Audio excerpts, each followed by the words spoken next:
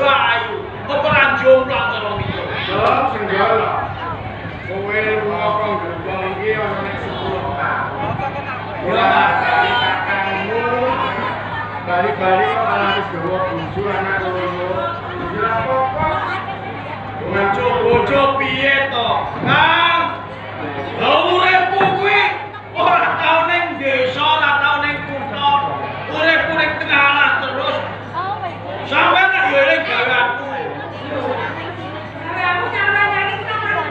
Mari-mari wong rampok begal kuwi penak, merkosa prawan kuwi penak.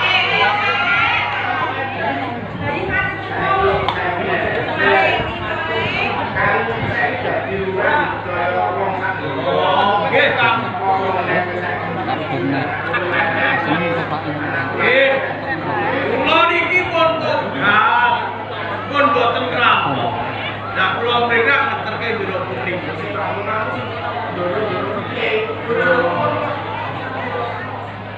Kula niku ngerampok dicekel karo Ndoro Rangga Puspaka. Apa dipateni aku diuripi ning dipundhut ati. Ya. Ya. Rangga Puspaka niku rabi melih. Ya lumrah wong sugih dipangkat. Delok-delok to, Kak.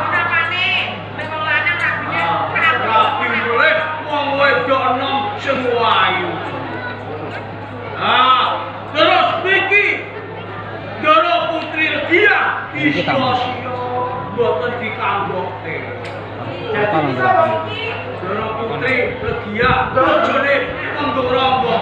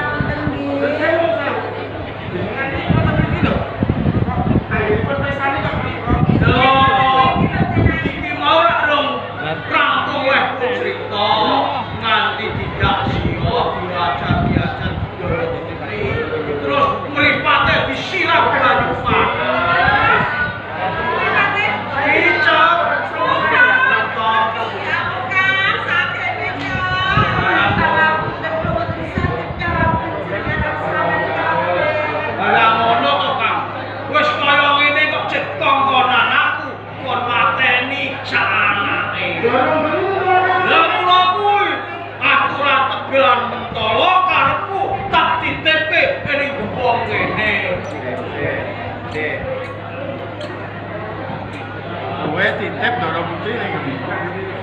Ya ora aku satu ora. Aku dadi wong manggane wong sak. Ya Kak, aku seneng lewat. Aku seneng sama.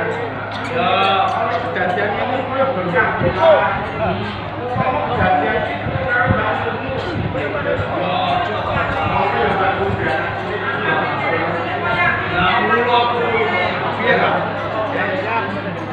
Putri